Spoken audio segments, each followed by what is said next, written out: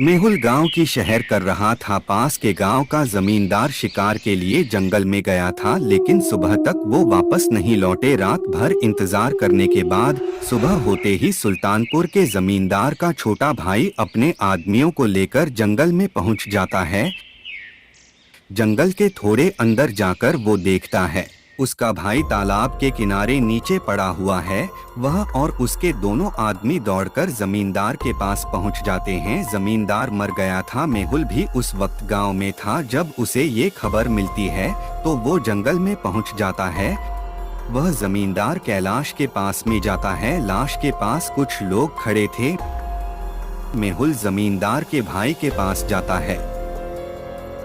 मेहुल के पूछने पर वो बताता है, बड़े भैया कल शिकार के लिए निकले थे। मैंने सुबह आकर देखा तो वह मरे हुए थे। इन्हें किसी जानवर ने मार दिया होगा। हो सकता है इस जंगल में बहुत खूंखार जानवर रहते हैं। मेहुल उन सब से पूछताछ करता है। सभी लोग एक ही बात कह रहे थे। जमींदार को शिकार करते हुए 20 साल हो गए, लेकिन आज तक कोई भी जानवर उनके बाल भी बांका नहीं कर पाया। उन्हें जानवर से निपटना अच्छी तरह आता था। भला उन्हें कोई जानवर ऐसे कैसे मार सकता है? सोचने वाली बात यह है, जानवर उन्हें मारकर पानी में कैसे फेंक देगा? कुछ तो गड़बड़ है। मेहुल की नजर लाश पर पड़ती है तो उसे जरूरी चीज गायब लगती है। अब तो यह पक्का मर्डर ही है। मेहुल आर्मी, क्या आप देखकर बता सकते हैं मेहुल को क्या गायब लगा जिससे उसे लगा ये मर्डर ही है?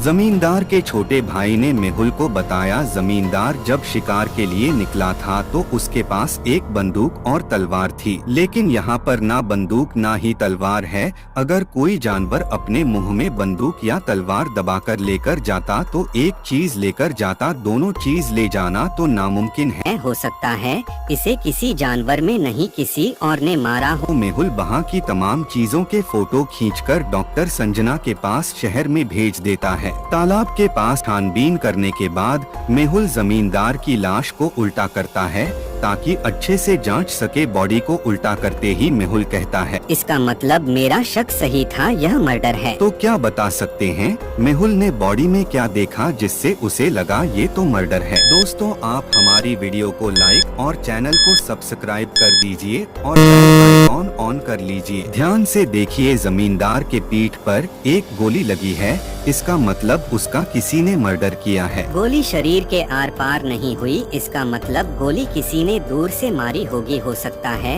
ये तालाब पर पानी पीने आया हो, तब किसी ने गोली मारी हो, पर ऐसा किसने किया होगा? मेहुल जंगल में छानबीन कर रहा होता है, तभी उसके पास एक और कॉल आता है। पास ही के गांव में एक और जमींदार की मौत हो गई। इसकी मौत भी जंगल में शिकार करने के दौरान हुई थी। मेहुल गांव में उस जमींदार के घर पहुंच जाता है और एक आदमी से कहता है, मुझे किसी ने बताया जमींदार की मौत जंगल में शिकार करते हुई, तो इसकी लाश घर पर कैसे आ गई? तो उस आदमी ने बताया, जमींदार की मौत तो बहुत पहले हो गई थी। उनके घर वाले बॉडी को उठाकर घर ले आए। मेहुल बॉडी के पास जाकर देखता है, इस जमींदार का भी मर्डर हुआ है। मेहुल आर्मी, मेहुल को ऐसा क्यों लगा इसका भी मर्डर हुआ है? सोचिए। दोस्तों, आप हमारी वीडियो को लाइक और चैनल को सब्सक्राइब कर दीजिए और बेल आइकॉन ऑन कर लीजिए। ध्यान से देखिए, इसके पेट पर एक बड़ा सा निशान है और कोई निशान नहीं है, मतलब किसी नुकीली चीज से मारा गया है। अगर कोई जानवर अपने नाखूनों से मारता तो काफी निशान होते, ना कि सिर्फ एक। कोई जमींदारों को मार क्यों रहा है? मुझे जल्दी पता लगाना होगा। मेहुल एक आदमी से कहता है, क्या तुम मुझे उस जगह का पता बता सकते हो जहां जमींदार की मौत हुई थी? वो आदमी कहता है, हाँ चलिए। मेहुल उस आदमी के साथ जंगल में पहुंच जाता है। जंगल में पहुंचते ही उन लोगों को शेर आता हुआ दिखाई देता है। शेर को देखते ही वो दोनों पेड़ के पीछे छिप जाते हैं। शेर इसी तरफ चला आ रहा था। अरे शेर तो इसी तरफ आ रहा है, मुझे कुछ करना होगा। मेहुल अपनी जेब से स्पीकर निकलता है और मोबाइल से कनेक्ट करता है और उसे शेर की तरफ फेंक देता है। और वापस झाड़ियाँ में छिप जाता है। फिर अपने मोबाइल की मदद से स्पीकर में खतरनाक और डरावनी आवाजें निकालता है। आवाजें सुनकर शेर डर जाता है और भाग जाता है। मेहुल के साथ जो आदमी आया था वो डर जाता है। मुझे डर लग रहा है, मैं इससे आगे नहीं जा सकता।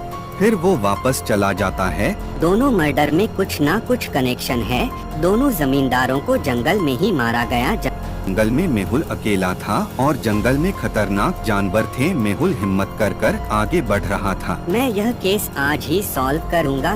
थोड़ा आगे चलने पर मेहुल को 2 रास्ते दिखाई देते हैं। क्या आप बता सकते हैं मेहुल को कौन सा रास्ता लेना चाहिए, ए या बी? सोचिए मेहुल आर्मी।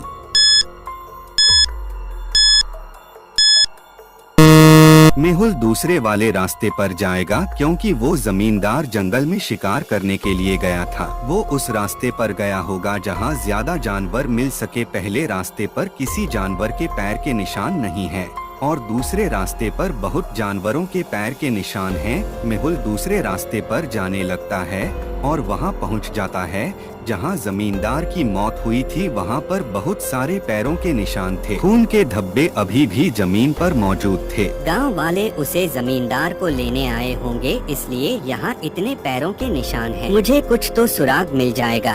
तभी मेहुल को कोई धक्का देता है। मेहुल गिर जाता है और अपनी गन निकालकर फायर करने ही वाला होता है। तब आलिया हंसने लगती है। आप मुझे छोड़कर चले गए थे, लेकिन मैं आपको अकेला नहीं छोड़ती हूँ। आलिया छोटी बच्ची हो क्या? अभी मैं गोली चलाने वाला था। आलिया मेहुल को एक अंगूठी देती है जो उसे जंगल में मिली थी। अंगूठी बहुत कीमती थी। ये अंगूठी तो बहुत कीमती है, जरूर जमींदार की होगी। तभी आलिया मेहुल को बताती है दोनों जमींदार रिश्तेदार हैं।